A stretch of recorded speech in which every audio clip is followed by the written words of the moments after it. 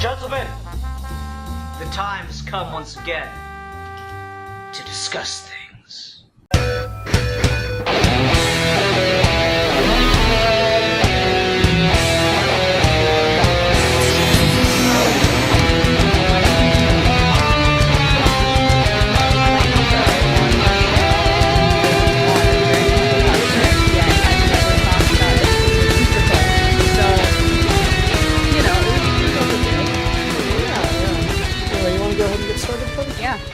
Alright, hi everyone, welcome to another episode of Geeky Gentlemen.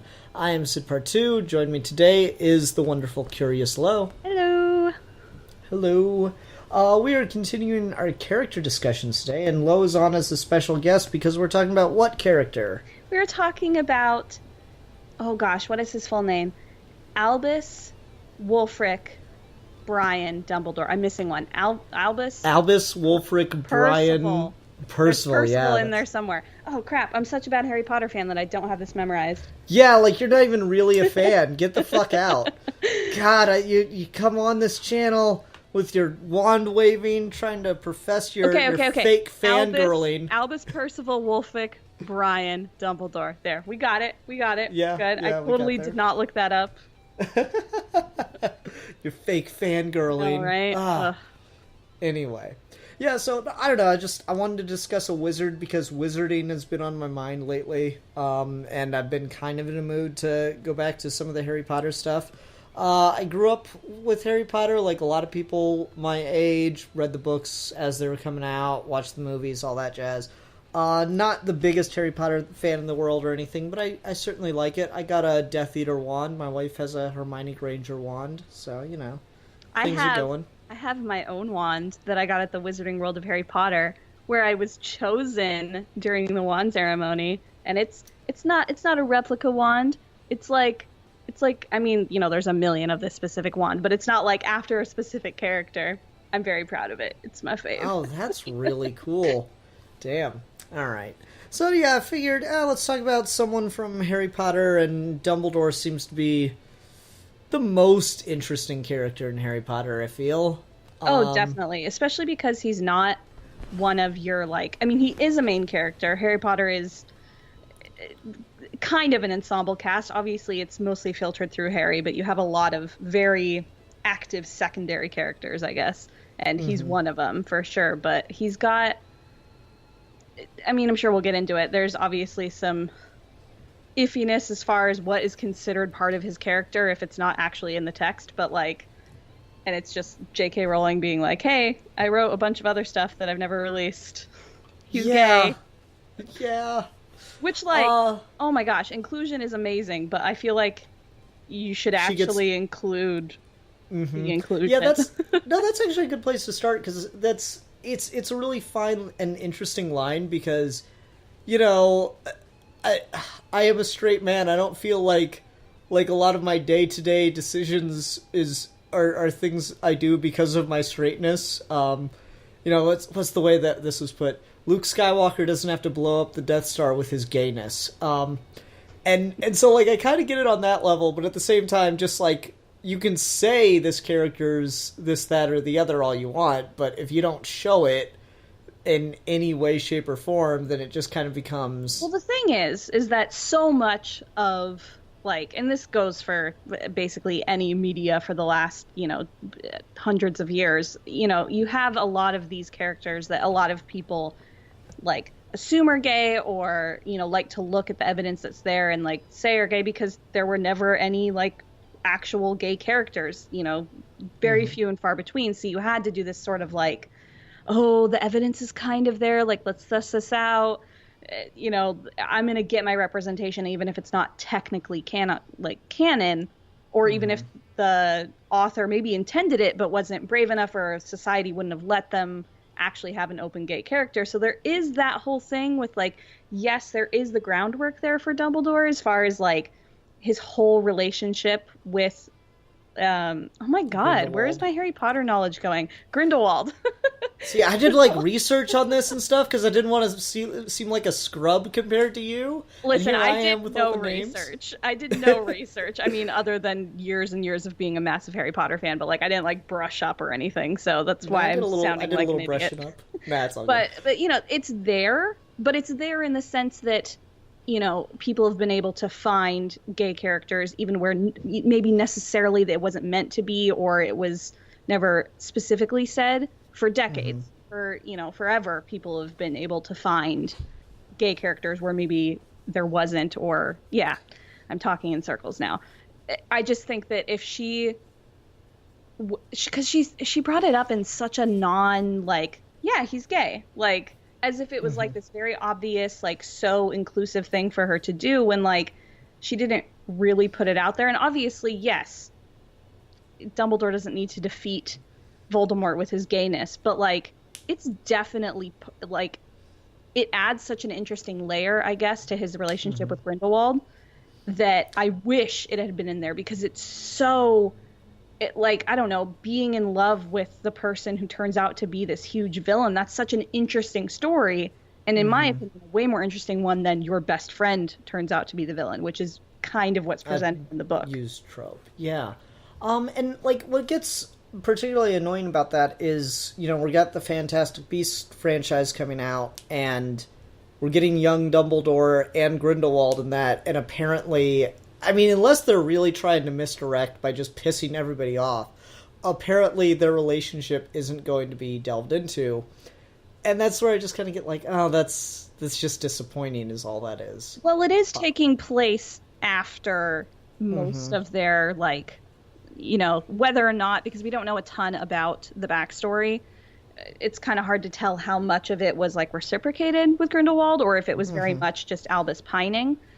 But it is taking place after the fact, so like I guess it's kind of okay that they don't address it, but like, yeah, they're given this golden opportunity to be like, hey, we didn't really get to address this with him as an older man, but here he is interacting with arguably one of the only people he's ever like loved romantically. And it's supposedly this like interesting part of his character that we never really touch on, but I digress. Why aren't we? Yeah, no, that's. Yeah. I really agree. It is. It's kind of annoying, and it seems like tipping the hat, but not actually committing to the thing. Yeah. So that's really disappointing. And I would like more stuff like that. I agree. You don't actually have to make Grindelwald gay, because from the first Fantastic Beasts movie, we can see that he is very manipulative and will tell people what they want to hear. So, and that's such an interesting story too. Like, oh, they could do so fucking much with that, with him like having manipulated Dumbledore and like taking advantage of the fact that he knows that Dumbledore has a crush on him, and like using that. I mean, like, it's such a despicable thing. Like, that's awful, but it's so interesting from a character standpoint that, like... Yeah, it's a great villain kind of thing. Oh, yeah, I would love to see that. And maybe they will, like you said. Like, maybe they're just really not trying to... Maybe they're really trying to be nice and, like, you know, good for the Christian audience. Like, the Christian audience that is super okay with, I guess, like, Harry Potter, but wouldn't be okay with a gay character. Whatever. Oh my god. I remember being in a bookstore, and there was like a book called Harry Potter and the Bible, and it was talking about how Rowling put all these things in there to try to contradict the lessons of the Bible. I'm like, no, she's an okay writer. She's not that smart a writer. I'm sorry. So I don't know that we've ever really talked about this, but I grew up extremely religious. I still consider myself like agnostic, I guess. Like I believe in God, but like, I don't know. I haven't thought about it super critically in a while. It's probably more just that I grew up that way, so it's part of my, like, my history or whatever. But because of that, I remember I wrote my parents, like, a 3 or 4 page essay on why I should be allowed to read Harry Potter, because they wouldn't let me. And it wasn't until, like, the 4th book, which I don't remember exactly when it came out. I want to say I was in, like, 4th or 5th grade when it came out, and like all my friends had read the other ones, and I was so mad, and like the first movie was about to come out or had just come out. It was like right around that era, and I was like, oh man, like I really want to be part of this. And so like I did so much research, and like I definitely lied about a few things. I'm, you know, real good Christian values there, because like my parents weren't gonna fucking like research this. But I was like, yeah, like if anything, it's like anti-black magic, and there's definitely some like religious overtones in there. See, look, she mentions this and like stuff like that. Like it was so dumb, but they let me eventually. And now I have siblings that are like 15 years younger than me, and they get to do whatever the fuck they want. So I paved the way by writing this like super long essay. Well, that's always the youngest child thing. Yeah. They always get to reap the benefits, but they, to be fair, the bullshit you got away with, they don't. So, Oh, yeah, I know. Anyway, back to Dumbledore proper. Yeah, sorry. That was just my little, like, Harry Potter, like, I worked so hard to be part of this fandom. You don't even know. Oh, that's funny. No, but, like, the reason I think Dumbledore is one of the most interesting characters is because he's written with such an air of mystery, which is, like, when you think about how important he is to the story and how often he's on the page, on screen, what have you, that's going to be really hard to do, to keep this air of mystery to a character who's just got so much time to be fleshed out. And he definitely is in certain ways, but it's just, he's always scheming. He's always got some kind of going around, wheels are turning in the back of his head thing. Oh, yeah. He's such... I think what I love most about Dumbledore is that I was never annoyed by how much he withheld from Harry, because I think this is a testament to J.K. Rowling, like, she really made sure that he had his reasons. Even if maybe they were sometimes not the best reasons, like, you could see why Dumbledore would be scared to, like, give this information to a child versus, like, which information he chose to share, and how as the kids grew up and as the books themselves transitioned from, like children's literature to, like, middle grade to, like YA, and then really, like, the last two are, like, adult novels. Like, there's some dark shit in there. And that Dumbledore grew with that as well and was slowly allowing Harry to glimpse some of the underbelly of, in the first few books, when it's just this, like, quirky little British school thing that happens to have some magic and a bad guy, when he's just this quirky headmaster who says silly things, and, slowly transitions to this really, like, manipulative guy, but not a villain. I don't know. There's so much there, and I love it. I love Dumbledore. It's interesting because Harry does have the whole, like, chosen one thing, and like, they even address that. If not in the books, definitely in the movies, they start making jokes about Harry being the chosen one.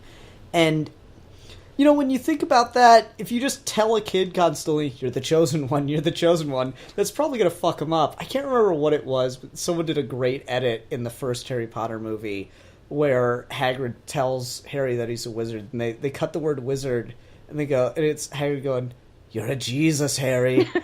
It's really funny. But, like, yeah, if everyone's constantly treating Harry like, he's either going to be the next Messiah, or he's going to be, like, this huge disappointment, or there's something wrong with him, that would really fuck up a kid. But Dumbledore approaches him throughout as such a, like, trusting and wise individual. And to me, the thing that the ultimate scene of Dumbledore is the confronting first-year Harry about the Mirror of Erised. I really, really like that scene, and that kind of always stuck with me, that, like, Dumbledore found him, and so he establishes himself as an authority, while at the same time showing leniency, and at the same time having this real air of mystery, because we all know he didn't see fucking socks in that mirror. And also just dealing with, like, having this intense, immediate insight into who Harry was, and like, what his life was like, and just immediately empathizing with him, and seeing him as what Harry was, a child who missed his family.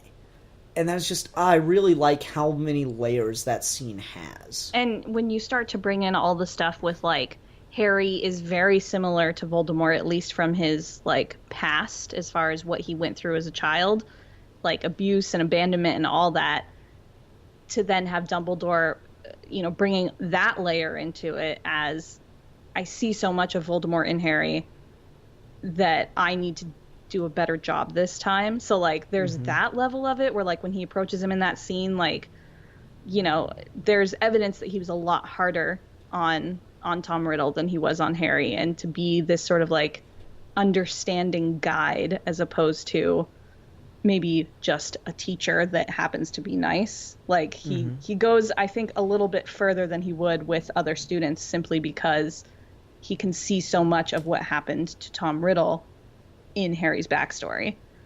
And also in Draco, I feel.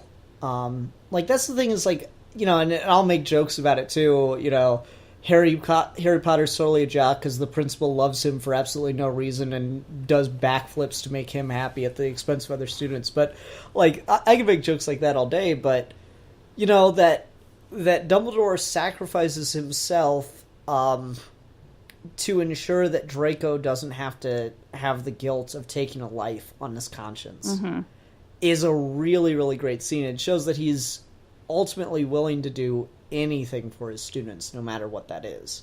And that he'll kind of switch it up depending on the student. And that's in real life, I feel like that's a pretty rare trait in a lot of teachers, at least from my own education, that like most teachers, they teach the way they teach and you sink or you swim. Even if they aren't being a dick about it, like they just teach the way they teach. Whereas like, I mean, I guess we aren't seeing Dumbledore teach per se, but he disciplines people differently and he gives people leniency depending on, you know, their intention with what they did wrong, and which in some ways is kind of shitty because, like, you know, one person does one thing and then all of a sudden the people that were in last place are winning the house cup, and poor Slytherin house, like, they worked hard too. There are kids in that house that are not evil, Dumbledore. I'm not so sure about that. Like they straight up lock all of Slytherin house up when they take back the castle. Which is a major problem I have, just FYI. Okay. Slughorn was a Slytherin, okay? Slytherins can be great. Slughorn's awesome. Are you a Slytherin, Lo? I'm okay, if we're gonna get really into to like house economics here, I consider myself like Hufflepuff is my primary house, and then like Slytherin is my secondary. There's a whole thing, you can look it up. It's called, I forget, it's on Tumblr. Somebody like really broke it down into like almost like a Myers-Briggs type personality thing, where it's like you have a secondary house and you have your like main house. So, and sometimes you are just like Hufflepuff or like whatever, but like, no, yeah, because don't even get me started on house politics. Those houses make no sense. Yeah. As they're presented. I just want to talk Harry Potter world building with you. I know, right? No, but like the thing that got me, you know, you talked about some of your background with the Harry Potter thing. Like, I remember book 6 comes out, Half-Blood Prince, and Snape kills Dumbledore. Spoiler alert. And I remember people being like, "Oh, I knew Snape was the villain all the time." I'm like, no, you really have not been paying attention to these books. He said since book 1 that he trusts Severus, like, so much, and look at the lines. It's Severus, please. He's clearly asking Snape to kill him. And that is just such a good scene that he's, like, literally begging Snape to kill him to spare the child. Oh, that's one of my favorites. And it really, I don't know, it just really makes the character work for me. Here's just... This is a good way to talk Harry Potter world building, because this is something that just makes me scratch my head so fucking much. What's the deal with portraits? Okay, the Harry Potter world in general is fantastic and amazing, and all of the magic system... I don't know, are you familiar with the term hard magic versus soft magic? Not really, no. Okay, like super, super abridged. Hard magic is when you have rules, you know exactly what the magic is supposed to do. Typically it has consequences and limits, and you can, you know, only use magic for a certain thing. Soft magic is Gandalf running in with a big shiny light, and sometimes he can scare things away, and you don't really understand why it works. So hard magic versus soft magic. Harry Potter is very interesting in that its magic system is both. J.K. Rowling likes to introduce something, a certain type of magic, and sort of explore the rules, but not really. Only use it in that book and then never use it again. It's a big issue with like time turners. Yeah, that's the big one. But she does it in every book. There's like a very specific magic. They kind of learn about it the whole time. It ends up being used to save the day. That's a very hard magic thing to do. And then she just ignores the implications on the rest of the world. And I feel like that's very much how portraits work. It's a very soft magic thing, and that it's just like soft magic, in my opinion, is usually magic that is meant to evoke like wonder and amazement and like, wow, that's fucking cool, but you can't problem solve with it. Like, that's sort of what soft magic does. So like soft magic can be the cool stuff that's like wonder and amazement, but it's not like integral to the plot. Whereas like your hard magic stuff is like, here are the rules, this is what it can do, and then when the protagonist is able to use it in an interesting way, it's awesome because you're like, cool, like these are the rules. They didn't break any of the rules, but they were really clever and they used the magic to their, to win the day. Portraits are just supposed to be cool. Like you can look at them all day and try to figure out like, well, if people can leave, like, is it the same person? Are they their own entity? What about different portraits of the same person? Like, because sometimes we see that there's like a portrait of the same person in both Grimmauld Place and at Hogwarts, because Sirius's like grandfather or great grandfather somewhere in his family line was a headmaster, I believe. And so they can communicate, but it's like, why is it just those two portraits that like you only have that one essence of a person that goes between those two portraits? Like, what about like all family photography? Like, are all of them like individual people that have like, well, no, that's the thing, is like photographs. It's so weird. Yeah, no, like photographs seem to just be like an instant captured and like replayed as a GIF. Yeah. And at least then in the like, movies, they don't really go into it in the books, but yeah. And then portraits, like you can have conversations with them is kind of what I'm getting at. And so the fact that there's a portrait of Dumbledore and like, if I'm remembering correctly, somewhere in book 7, Harry like talks to it after the battle and everything, and says, I'll be putting the Elder Wand back in your graves so that when I die, its magic dies with me. Some to that effect. Correct me if I'm wrong or if I'm misremembering it. But, like, you can have whole conversations, and I just wonder, like, so couldn't Dumbledore have, like, commissioned a portrait, like, little tiny one for Harry to carry around with him during the whole Deathly Hallows scene, and wouldn't that have been a better gift to leave him? As opposed there's to a bunch of stuff. Mysterious I feel like Snitch the portrait was sleeping, but maybe it woke up. I haven't read the books in a few years, so I don't really remember. Yeah, I don't know. It's just stuff like that. It's like, I just think about it, and so I like that Dumbledore's got this air of mystery, but at a certain point it's like, okay, no, this is too much. This is the fate of the world. You can't just give him some vague-ass clues to go with, oh, I open at the close. But come on, what does that mean? Well, that's why the whole portrait thing is very, like, it's like, if you think about it too hard, you're like, does the portrait have all the knowledge that the previous person did? Like, do they only have the knowledge up to the point that the portrait was painted? Like, is it only the public record that person knows? Yeah, like, it's a weird rabbit hole to go down, and that's why, for me at least, I just, like, I divide the magic in Harry Potter up into, like, things that I'm meant to really delve into and things that are just there because they're awesome. Things that are just there because they're cool and wondrous and magic-y, and it's just cool to have a moving portrait that can talk to you.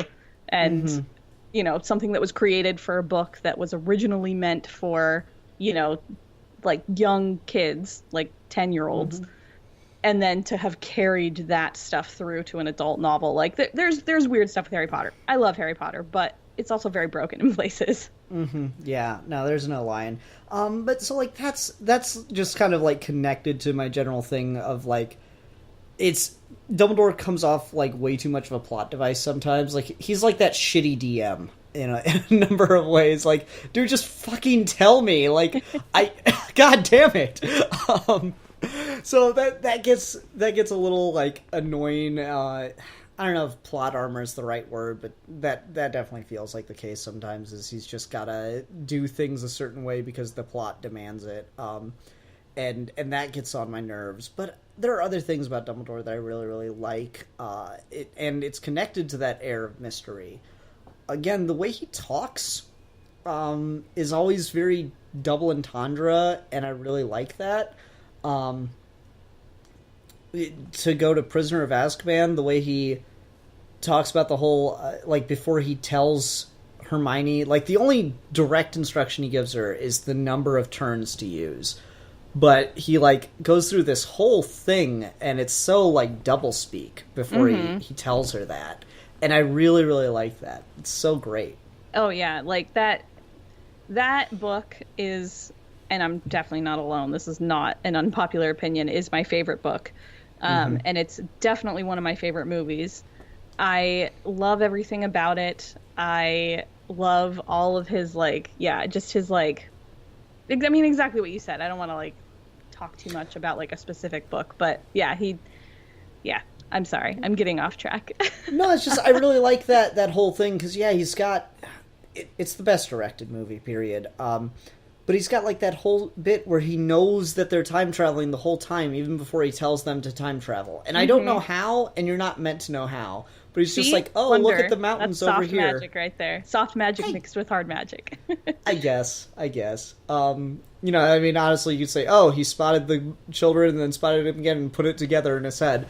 But whatever. Yeah, and it's hard to tell, like, if the timeline at that point, if he already knew that Sirius had escaped and so had Buckbeak, like, he could be like, oh, that must be because I did this thing. I better go tell them to do it. Or if he was just like, I'm going to tell them to do this thing and hope it works out without any knowledge of what is happening in the future / right now, because time streams are confusing. Yeah. So there's a lot of stuff to that I really like. I have a question for you.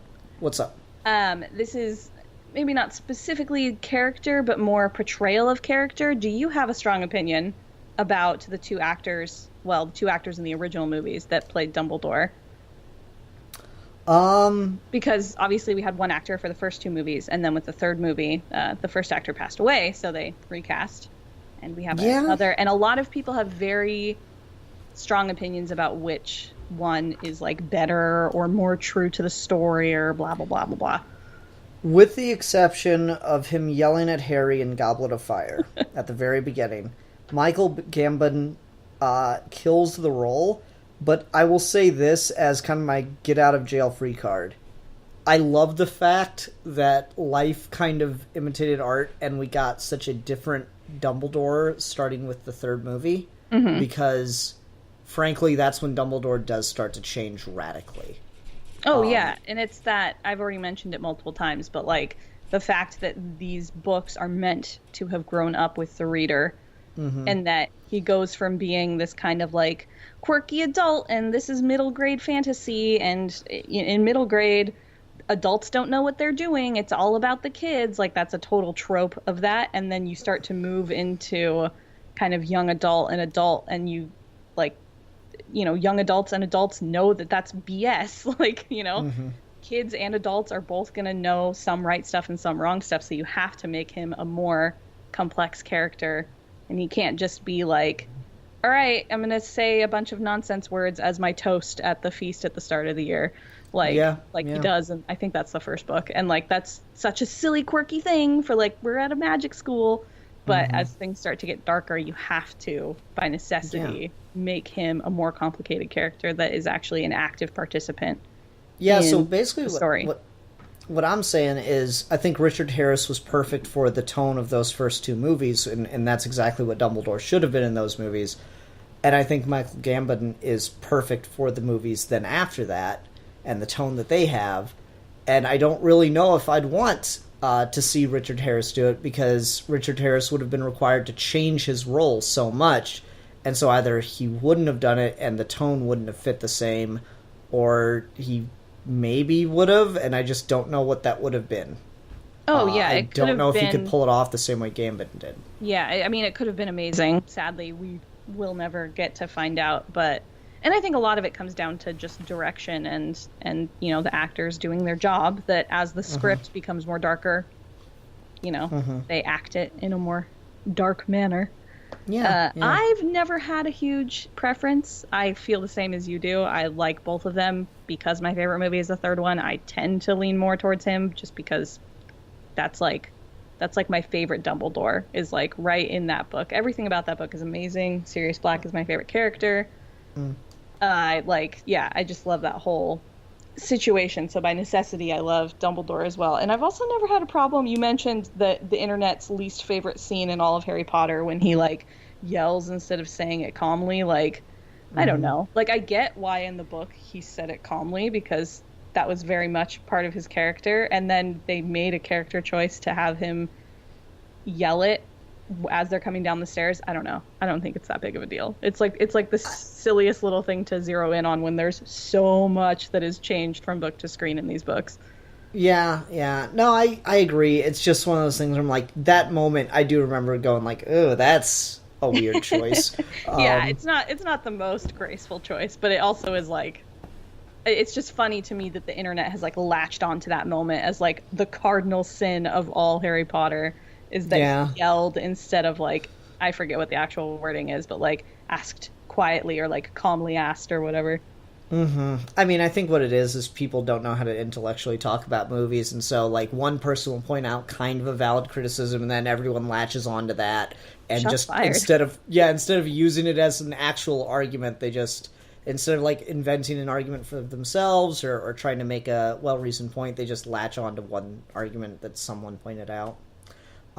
That's just, the general public not understanding film criticism. Dear Harry Potter people that are coming to this video simply because it's Harry Potter, please do not kill us in the comments for disagreeing with you. Hey, Amen. Shit, I'm a Star Wars fan. You haven't even seen the Last Jedi debates. Luke drank blue milk from a alien teat. That's the like cardinal sin against the Star Wars franchise. Oh God, we're just offending everybody in this podcast. Fuck it, burn the bridges. No, but yeah, so like that's kind of my thoughts on the actors. I'm really curious what Jude Law is going to do. Oh my God, me too. I love Jude Law. He's like definitely in like my top, I don't want to give a number, like in my top few actors. Like I really adore him as an actor. And I think he will be a perfect, like, lots of people are a little upset that he's going to be like young, sexy Dumbledore, but like I honestly dig it. Like I'm all for him being this like young, like get shit done, like buff Dumbledore. Like I'm in for it. I didn't love the first Fantastic Beasts movie. See, and that one's my favorite of the entire Potter franchise. Really? I feel like the plot is a little... No, I agree, but what I love about Harry Potter is the world building. Oh, for sure. It hashes out more of the world than any of the other movies ever have. That's all amazing. And that's what I was going to say. Like, even though the first one wasn't like my favorite thing on the planet, I still enjoyed it. And I'm very excited, even though we aren't getting what, in my opinion, would be the coolest stuff of like Dumbledore and Grindelwald when they are like young men, like really getting into all this, like slowly going down the dark path and how, they split. I think that would be very interesting, but I hope that we'll get glimpses of it in this, and I'm excited. There's a Harry Potter fan film called Dumbledore vs. Grindelwald, The Greater Good, which is, of course, what that whole relationship to Dumbledore was his kind of justification, because he knew that Grindelwald was a monster, but he was in love with him, and he was rationalizing to himself that anything they did together would be justified for the greater good. And so it's the duel. Hashtag Thanos was right. Yeah.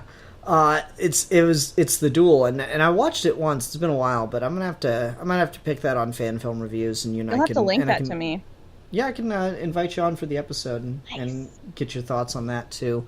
But yeah, just that exists out there, and so if you're looking for young, prime of his life, Dumbledore, I mean, it's a fan film, but hey. Harry Potter fan films aren't bad. Did you ever watch, what was it, Origins of the Year, the Voldemort fan film? I don't think specifically, but I'm really bad at remembering names of fan films. I think Harry Potter fan films are the ones that I've watched the most of. Mm-hmm. I think because a lot of times they're pretty, even though they have special effects in them, they're pretty light on special effects. Like, you think about, relatively. I mean, like, a lot of it can be done practically, and it's like... Yeah, you just get some Roman candles and wave them around. Well, not even that. I mean, like, I've seen a lot of Harry Potter fan films where, like, you aren't seeing, like, sparks fly out of their wand. It's more like you're seeing the effect of what's happening. And like that can easily just be done by somebody like throwing themselves backwards and doing like a cool karate flip or whatever, so it like looks like they got knocked backwards, versus like, hey, we're doing a Star Wars one where we like have to have laser swords like on screen the whole time. Like that I don't know, I know nothing about special effects, what am I saying? But no, you're right. I've always felt like they can achieve a sort of like, it's a little easier to achieve this sort of like professionalism isn't the right word, but just that it looks like, hey, this could belong in the Harry Potter franchise, because this is just a bunch of people who made a fan film and they're in the forest and it's a wizard battle and like awesome. Like we don't need to do much more than just have them in the costumes that you can buy online for like $40. No, you're definitely right, and so that stuff really lends itself. But regardless, I'm just letting you know that there is a fan film that does exist about the thing you were talking about. If you're hankering for it that much, nice. So yeah, like that, I would like to see. But back to the actor thing, I am really excited to see what Jude Law brings to it. Just because, I like Jude Law, and I just would never in a million years think of him as Dumbledore. So I'm really curious to see what that's going to come out to. But as soon as the news came out, I was like, oh, that's perfect. Like, I was never against it. I really am happy about it. That's cool.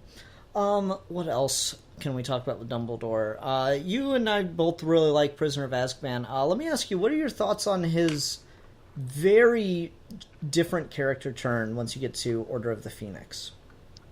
I mean, I kind of touched on this earlier, that I actually really enjoy the fact that he, in some ways, starts to let Harry in more, but also because the stakes are higher, he's also hiding more from Harry.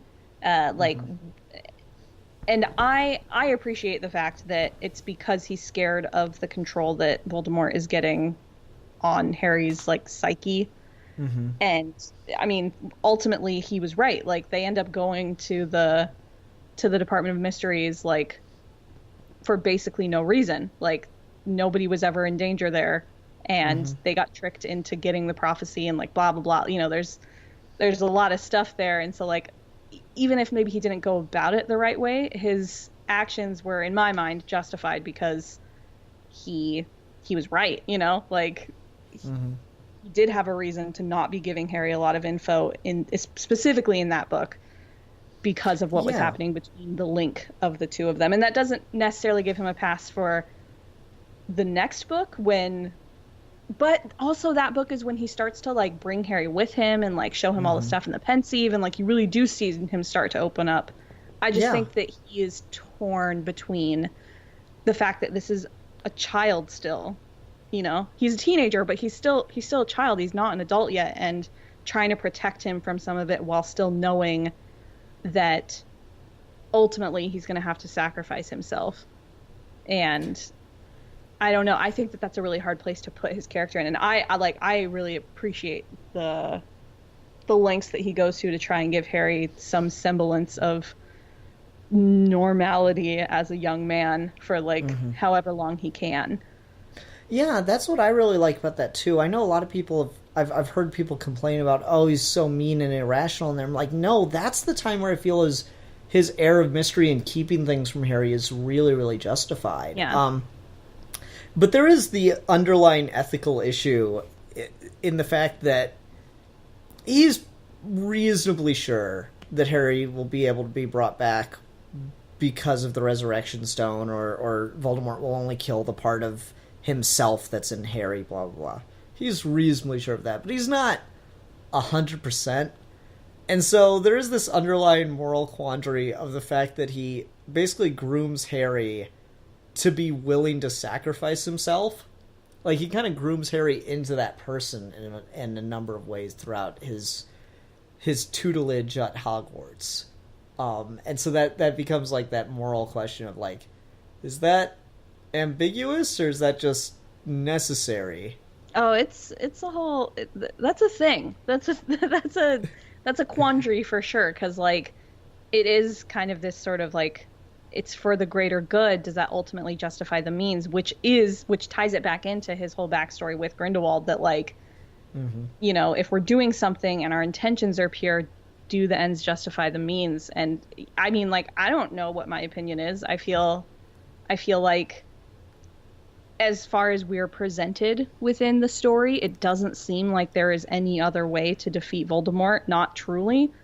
And he's dangerous enough and powerful enough and persuasive enough and is gaining enough followers and control of the ministry and all this stuff that, like, they, you know, again, it's not that in the real world people could never figure out another way to take him down, but as it's presented in the story, there doesn't really seem to be another way to take him down. And, like, that is a really tough moral question. But I think that that's part of going back to, like, Dumbledore having his reasons for what he did and why he kept so much secret. I'm sure he was really hoping against hope he could find some other way to take Voldemort down and, you know, not have to sacrifice this kid that he's known essentially his whole life, but, like, actually known since he was, you know, a young boy, since he was, like, 11. Like, that's such a sad thing. It's like having to since he was a baby, child. depending on how you put it. Well, yeah, that's why I was like, essentially his whole life, but, like, practically, like, you know,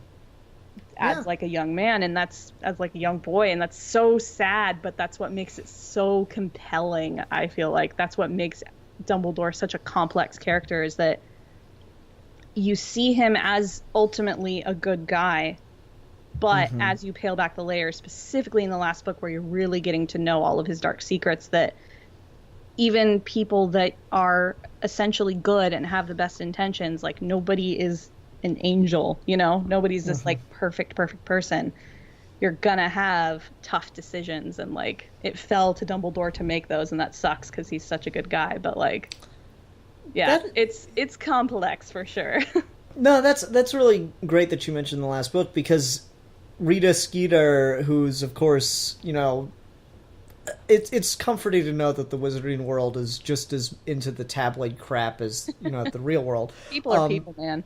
Yeah, the Rita Skeeter, like, comes out with her book on Dumbledore, and, you know, she's printing all this trash about him, but at the same time, Harry's like, that's not true. She's like, I've got sources, and he's like, well, that's not the Dumbledore I know. And someone confronts him, did you know him at all? And it's like, yeah, he just, you know, as a child, you know, he inherently trusted Dumbledore because Dumbledore was a nice old man and all this stuff. And to see, like, the you know, dirty secrets start to come up and try to hold on to that pure image, that's something really relatable and really, really interesting that she does do. I'll rag on J.K. Rowling a little bit here and there, but the two things she knows how to do is build worlds and write really strong characters. Plotting, not so much, but those other two, she can knock out of the park. And those, you know, that is a great example of those two strengths tied together really well. I'm trying to think if there's anything else we want to talk about. Fight with Voldemort. Did you like it? Hate it? I like think it more was in unnecessary? the book. I like it more in Yeah? the book than we're talking about the one that's, like, in the Department of Mysteries. Is Yeah, that the only yeah. time they fight? Yeah, it is. I believe so. It's very actiony in the movie, and I get it. It was like a blockbuster movie. I gotta have this sort of, like, actiony thing. And I haven't read the books in a few years, but I don't recall it being very action heavy. And maybe that's just because It's a book. yeah, like, you can only describe action so much, like, it's different. But I recall it being a much more, like, wordy fight, that there was a lot more talking happening, and I also remember it being a lot quicker in the book. Again, it could just be that I was, like, page turning like crazy, but I enjoy it. I think that it was necessary for both of their characters to really put their power out there, so you could really see that, like, whoa, Voldemort is getting very powerful. Dumbledore's badass. We haven't really seen that at this point in the story yet. And for Harry to get some revelation there and to have his moments, I don't know. I really like that scene. I think it's necessary for Me too. I do all quite of like their that. arcs for their Yeah, characters. the reason I like that is it's one of the few proper, like, wizard duels that we get. Whereas, like, Harry, most of the other wizard duels we get are Harry, and Harry kind of sucks and just gets by on the chosen oneness. Just yell Expelliarmus at everything and hope it sticks. That's Harry's dueling style. Whereas, like, Dumbledore, he, like, encases Voldemort in a giant ball of water to try. He's literally trying to drown him in the middle of the fight. That's pretty cool. While simultaneously, and I'm leaning more on the movie here because I'm just more familiar with the movies because I've seen them more recently than I've read the books. But like, while simultaneously like keeping Harry back and like, it's an awesome fight. I don't hate it in the movie. I just like the book version better. It's If I'm remembering correctly, the animator spent 2 weeks on the fight. Oh. Yeah. So it shows. It's awesome. Yeah, it's pretty intense. I really like that one. So yeah, I don't know. It's just like. I'm really trying to think in, like, other times we got actual fighting. Snape versus Lockhart. Is that actual fighting, though? Yeah, like, it's just, the Death Eaters and the Order of the Phoenix shot their wands at each other left and right. But you don't really get a lot of cool-ass spells and stuff, and it's... Yeah. The Snape Dumbledore is one of the few times you get that. In the movies, it became very, like... And I get why they did it. It's a visual medium. It's easier to show things when you're shooting sparks and colored smoke at each other. But it became very fencing-centric, and I think intentionally. Like, I remember watching something about... I think it was Order of the Phoenix. Yeah, because that's where they're doing the first, like, real duels. And they were having them hold their wands in a way that was, like fencing.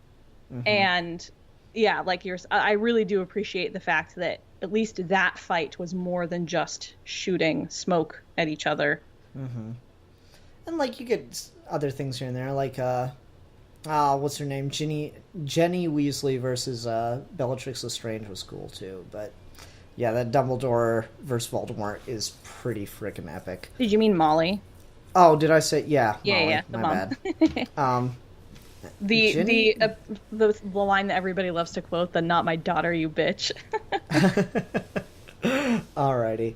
Well, did you have anything else you wanted to talk about Dumbledore? Or? I think we covered a lot, honestly. I mean, I'm sure if given more time, we could come up with some more stuff, but we definitely covered the main points of, like, him being a little secretive dude and also being a gay dude. Gay dude. Yeah. He's a gay wizard. He's a gay wizard. If only he was a gay space wizard, he'd be my crack. So close. Yeah. Damn, I really want space wizards. I've got a thing now for space wizards. I don't know what it is. I was reading something about the Empire of Tears in the Green Lantern continuity, and it's an entire space empire founded on dark magic. I'm like, God, that's fucking cool. And it's just mentioned. There's never a story about it. I'm like, damn it, I want space wizards. Anyway, unrelated to that, Lo, thanks again for coming on. This was a lot of fun. My pleasure. I always love being on. Yeah. Until our next time, everyone, I'm the philosopher. Okay, listen. I usually say I'm the Broadway one because we tend to be talking about musicals when I'm on. But, like, how many girls are on this show? Because I could just say I'm the lady. You can say that. That's fine. I've had my wife on a couple times. Yeah. I know. Oh, well, that's what I was thinking. I couldn't think of anybody else besides her and me. It's fine. I'm a lady. I'm a lady. That's my whole reason. I'm a token girl on this Geeky Gentleman podcast. Well, I made like a whole logo and everything, and I know that's kind of where I came up with it. Is that you made that Geeky Gentleman and Lady logo? Yeah, that's fine. It's fine. Anyway, sorry to mess up our sign off. It's cool. And we are your Geeky Gentleman and Lady. And we will be discussing things.